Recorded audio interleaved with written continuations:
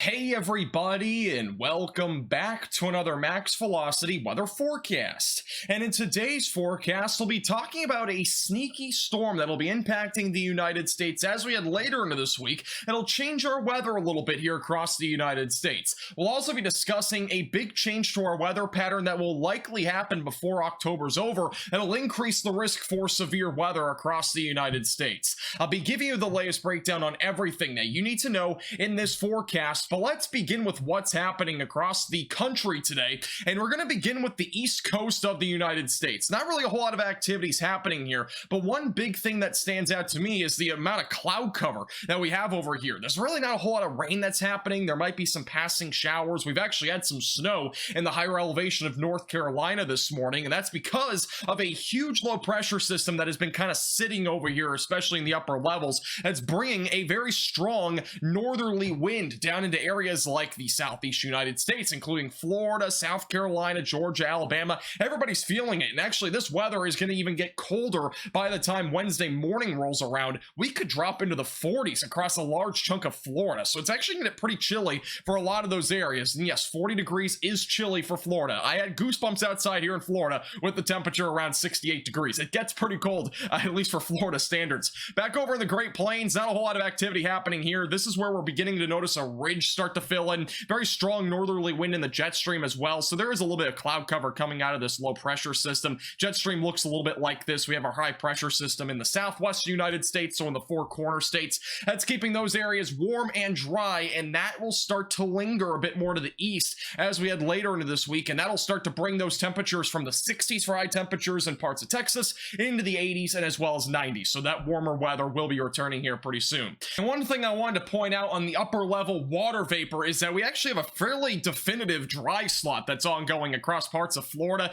That's kind of what comes with these low pressure systems, so we have a bit of that flow. Also, back over to the northwest United States, look at this. All that is water vapor, high content of water vapor. So there's a lot of rain happening over that direction, and that will continue here for the next couple of days as this weather pattern does continue to linger. And in terms of watches and warnings across the United States, there really aren't many. Only area that really has any are back up in the northwest United States. Those are high wind advisories. Overall, again, nothing too crazy though for the rest of the country. Looking pretty nice as of now, but things will start to change a little bit. So let's talk a bit more about the weather pattern that'll be impacting the United States for this upcoming week. So in the southwest United States, we have that high pressure system back over in the Ohio Valley and really closer to the East Coast. That's where our low pressure system is sitting. Look at this very strong jet stream, by the way, over the Atlantic Ocean. Pretty impressive to see that as of right now. Once we go into tomorrow, that low pressure system will start to drift a little bit off to the east, so closer to areas like Virginia. And again, this is in the upper levels. Look at this by late Tuesday into Wednesday. We'll have a little sneaky storm start to develop in the northern plains.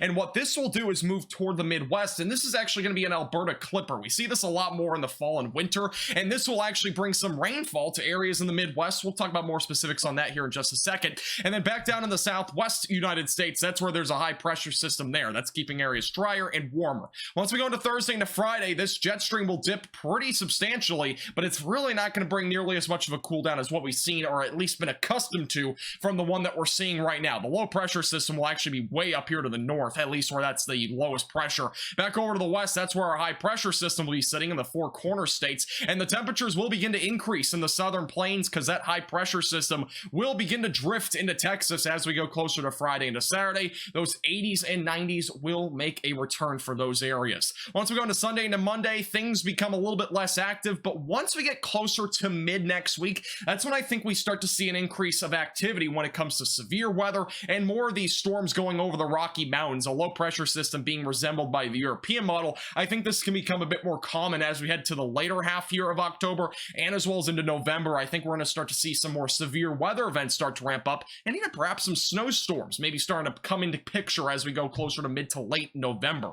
Let's talk about the future radar across the country, and we're going to begin with the Alberta Clipper that's going to be impacting the northern plains, Midwest, and Ohio Valley over the next few days. So by Tuesday night, there will be some rainfall across areas in the northern plains, no severe weather whatsoever, and probably really no thunderstorms out of this either. Once we go into Wednesday, same thing. It's going to be mainly rainfall, I think, across the Midwest. It will bring a bit of a cool down as well with it, and as well as, again, beneficial rainfall for sure. I don't really see any severe weather, though, with this, because there will really not be a whole whole lot of instability. Low-level jet, though, will actually be at a moderate stage, so a tornado risk wouldn't be ruled out, but we don't have really any instability, so the ingredients just aren't there for this setup, most likely at least, going into Wednesday. Into Thursday, this moves across areas in the upper Midwest and going into parts of the Ohio Valley. By Friday, there will be some showers as far south as the southeast United States associated with this low pressure system, so a cold front will extend all the way down there. By Friday into Saturday, we actually could get another one of these clippers coming out of Canada, perhaps impacting the upper Midwest, but it shouldn't really bring any severe weather or anything like that. Weekend looks pretty dry overall for most of the country. Going into next week, there might be a little storm system that begins to form over the Rocky Mountains.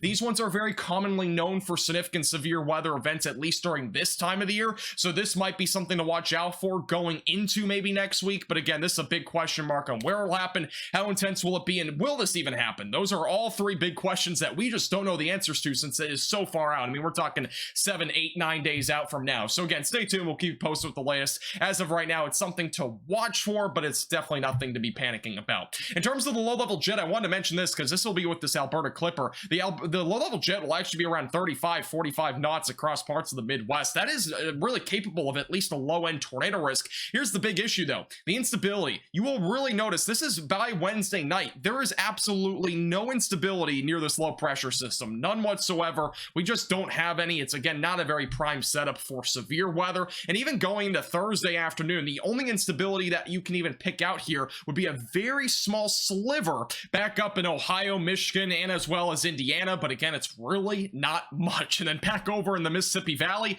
same story. There's actually instability there, but it's really not going to be a whole lot to create any big severe weather events or anything like that. If there were to be any severe weather on either Wednesday or Thursday, it would be extremely isolated. Good news, though, if you're not looking forward to severe weather, but you're looking forward to rain, this is your perfect opportunity. In terms of the temperatures for the next several days, that cold air continues across much of the southern tier of the country. Once we go into Wednesday into Thursday, notice there will be a little cool down for the Midwest going into Thursday into Friday. It's not major and it's not dramatic. We're talking maybe a few degrees. It's not going to be anything too crazy. Going into Saturday into Sunday, warmer air will return to much of the United States, mainly the southern and central plains back through the western tier of the United States. Once we go into Wednesday into Thursday of next week, again, things become very uncertain by this point, but it seems like well above average temperatures are likely to stay in place as we head into next week, but there might be some cool downs. Again, stay tuned. Uncertainty definitely still remains. In terms of high temperatures on Tuesday, we're going to be looking at temperatures anywhere from the 80s back down in Texas into the 50s for those in the upper Midwest and the Ohio Valley. So again, if you're looking forward to cooler weather,